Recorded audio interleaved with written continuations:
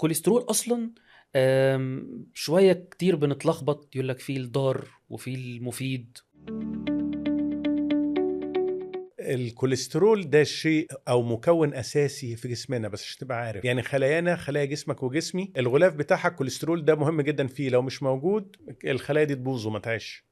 فاذا الكوليسترول ده مكون اساسي كويس. انما بنتكلم على كوليسترول الدم اللي انت بتقول عليه ضار ومفيد. في نوع منه ضار وفي نوع منه مفيد فعلا، ده عرفناهم بالتحاليل وعلاقتهم بامراض القلب. الناس اللي عندهم امراض قلب اكتر نلاقي عندهم الكوليسترول الضار اكتر وهكذا، وده لازم له علاج. والحقيقه غالبا العلاج ده يعني بيمتد طول العمر، بس ده لازم هيكون تحت اشراف دكتور. برضو ما نقدرش انا وانت في قاعده نقول ده شكله كوليستروله عالي او ده شكله كوليسترول النوع كويس او لا. دي تحاليل ودكتور، وعلى حسب السن وعلى حسب وجود سكر مثلا او تدخين او غيره او لا بيتحدد العلاج.